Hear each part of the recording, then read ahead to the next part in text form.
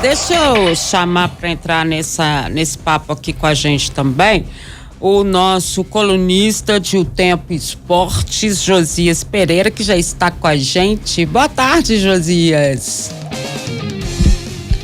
Boa tarde, Dimara. Boa tarde a todos que nos acompanham em O Tempo Esportes, também nas redes sociais, né, no canal do YouTube.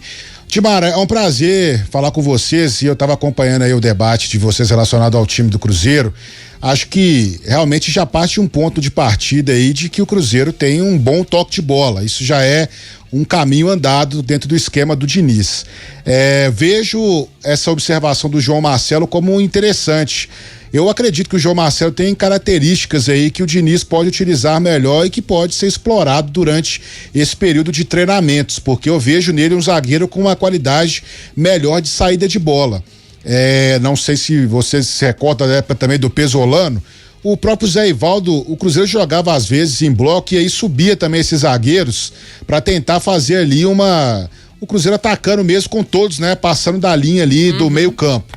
E o Zé Ivaldo às vezes fazia essas coisas aí também, de subir um pouco, mas a gente sabe que não é muito a dele, né? Então talvez tendo um jogador como o João Marcelo ali pode auxiliar, até porque o Vidalba, naquele jogo contra o Fluminense, ele acabou voltando pro meio do gol, né? Foi uma coisa muito louca que ele fez, né? Ele foi tentar sair jogando e ele acabou voltando para quase atrapalhar o Cássio ali nessa saída. Então acho que é uma coisa que pode ser bem trabalhada, talvez testando o João Marcelo. O Wallace, eu achei ele meio perdido, né? Exatamente nessa função, mas é uma coisa que o Diniz às vezes faz, né? Colocar ali um volante para tentar melhorar essa saída de bola.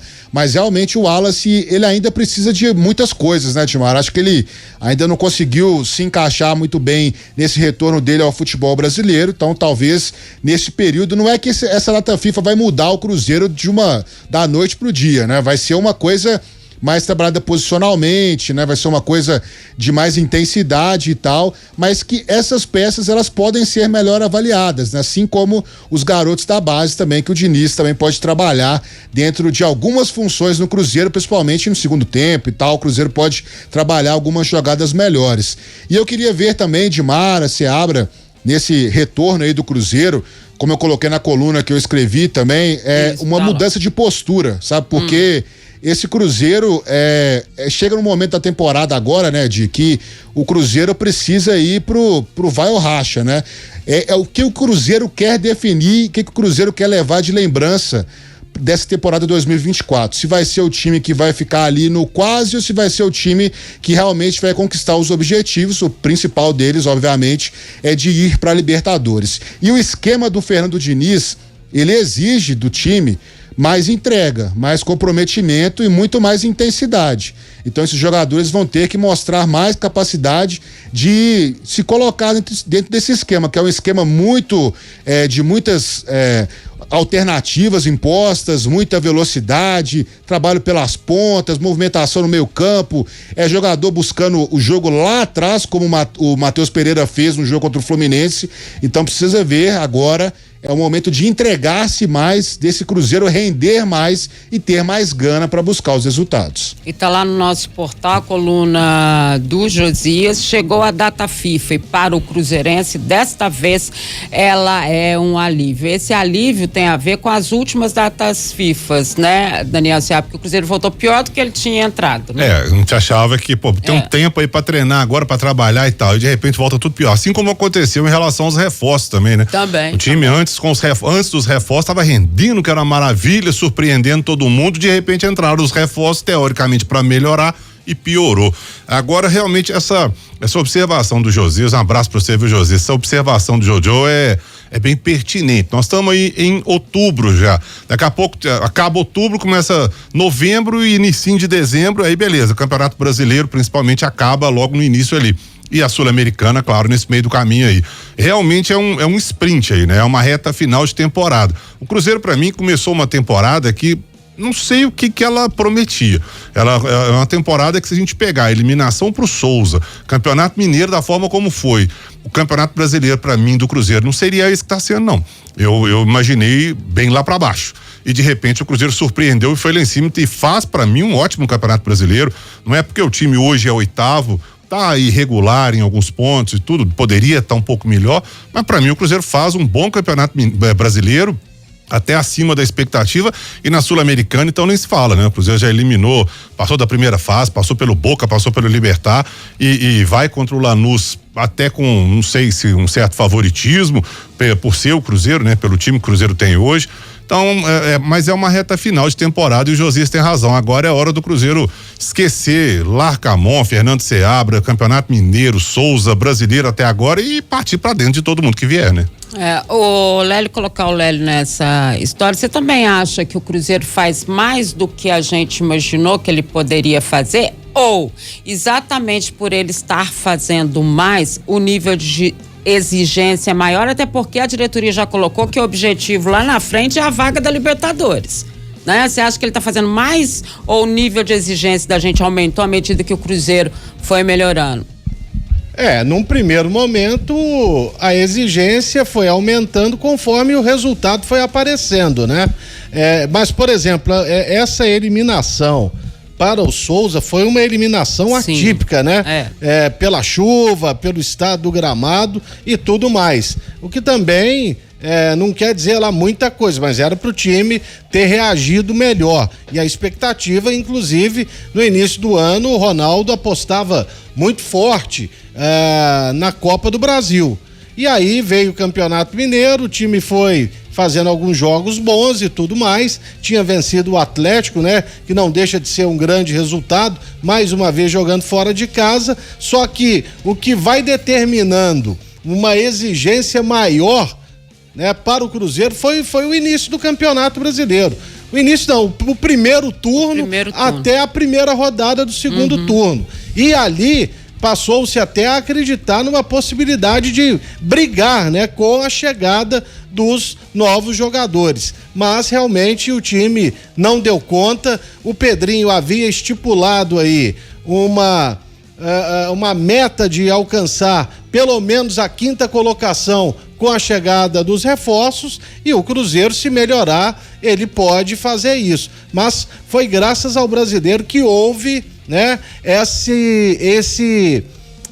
digamos assim, essa cobrança maior que veio com os resultados. Se não, se fosse, por exemplo, no ano passado, 8º lugar, o camarada tava soltando até foguete, porque pelo menos sufoco não ia passar, né, Dimara? É verdade. E cobrança, né, Josias, que vem também das arquibancadas, mas porque a torcida abraçou o time, né? A torcida passou a acreditar nessa possibilidade também, as grandes rendas, né, que o Cruzeiro tem tido no Mineirão, e aí fez voltar vários mandos de campo que o Ronaldo já tinha vendido exatamente para que tivesse ao lado do torcedor, né? Não é só financeiro, mas é também a presença do torcedor, ou seja, o torcedor acompanhou essa história do Cruzeiro ter se modificado, e aí também o torcedor aumentou a cobrança, né? Aumentou bastante. Um abraço pro nosso Lélio. Realmente o Cruzeiro mudou, né, de patamar. Talvez o Cruzeiro viveu aí uns 3 anos em 1 ano apenas, né? Porque começa aí, como o Seabra bem citou aí, o Cruzeiro fazendo um Campeonato Mineiro, né, que acabou não tendo o objetivo, né, mas pelo menos ele conseguiu fazer ali a final. Aí teve a história do Souza, que realmente é uma situação em que o Cruzeiro passou um grande, né, uma decepção total do Cruzeiro, uma frustração total no ano. E aí veio a mudança de administração, né? Então o Cruzeiro, pelo que se desenhou a temporada, realmente o Cruzeiro pode finalizá-la com uma situação muito melhor do que o Cruzeiro iniciou. Então, assim, não vejo também como uma temporada ruim do Cruzeiro, muito pelo contrário. Para mim, como vocês também citaram, eu acho que o Cruzeiro talvez nem, na minha cabeça quando começou o ano, talvez nem brigaria, né? Porque a gente já tinha as notícias de que o Cruzeiro não investiria em reforços tão grandiosos para essa temporada, e aí do nada o Cruzeiro mudou completamente o patamar, trazendo aí jogadores renomados e talvez pelo investimento, foi acho que o segundo ou até o maior do país em contratações na última janela. Então a torcida abraçou esse time, lembrando que o Cruzeiro tem os 3 maiores públicos da Copa Sul-Americana, inclusive superando o Corinthians, né? O Cruzeiro estava disputando diretamente com o Corinthians a média e o Cruzeiro passou o Corinthians, né? Então realmente mostra que a torcida está presente e abraçou e acreditou no time, e agora os resultados eles são proporcionais também ao que o time já desempenhou, já performou na temporada. Então acredito que é uma temporada que pode se mostrar-se muito positiva, e mais do que isso eu vejo, Gilmara, e também a todos os amigos, que é uma temporada de retomada do Cruzeiro. O Cruzeiro deixa de ser um time que estava brigando ali para não cair, para disputar uma Sul-Americana ali no limite, como foi na última temporada, quando o Cruzeiro classificou como o último time para a Sul-Americana. E o Cruzeiro agora se torna um time que tem um poder de compra, né, de aquisição muito maior, e que tem também a sua torcida empolgadíssima com tudo aquilo que vem se prometendo e se desenhando, não só para essa temporada, como para a próxima também, como já se fala em investimentos de milhões. Então realmente o Cruzeiro muda de patamar, é uma retomada, e a Sul-Americana pode também acelerar esse processo, lembrando que o Cruzeiro esteve à beira da eliminação na Sul-Americana e agora pode estar a 2 jogos de uma final continental. Então realmente é uma mudança muito brusca, e é claro, o time vai oscilar em alguns momentos, porque é como se você estivesse pegando ali um paciente numa situação bem complicada, desce um up, né? E o Cruzeiro muda de uma forma tão extraordinária. Radical. Então o Cruzeiro realmente é uma mudança radical, e a torcida acho que também é um processo, né, Dimara? Porque não dá pro Cruzeiro em 5 meses fazer com que o Cruzeiro volte a ser aquele time lá de, sei lá, 2000, quando o Cruzeiro ganhou 2013, 14, né? Que é aquela sensação total. É um processo, o Cruzeiro tá trabalhando, né? Nesse movimento, e eu acho que os frutos são até muito mais rápidos do que a gente imaginava, né? Porque se você pegar aí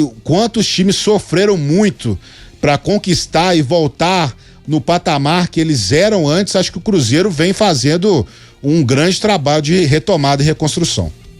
Valeu, Josias, sempre muito bom ter você aqui com a gente, viu? Muito obrigado, Dinho, um abraço pra vocês aí. Vamos pra essa semana de data FIFA, porque vamos ter só jogos de seleções aí, né? Meio complicado, né? A situação não anda muito boa pro Brasil, mas vamos lá, vamos ver o que vai acontecer, e vamos acompanhar os treinos do Diniz. Tomara que abram aí os treinos também pra gente poder acompanhar o que ele vem fazendo durante esses dias que o Cruzeiro terá aí de muito trabalho. Inclusive, como vocês citaram na semana passada, se for para treinar, que seja até em 2 períodos, colocar essa galera para trabalhar e principalmente acertar o pé aí, que anda muito descalibrado. Acerta o pé, Cruzeiro, porque é isso que a gente vê mesmo. Obrigada, Josias, valeu, viu? Um abraço. Tchau.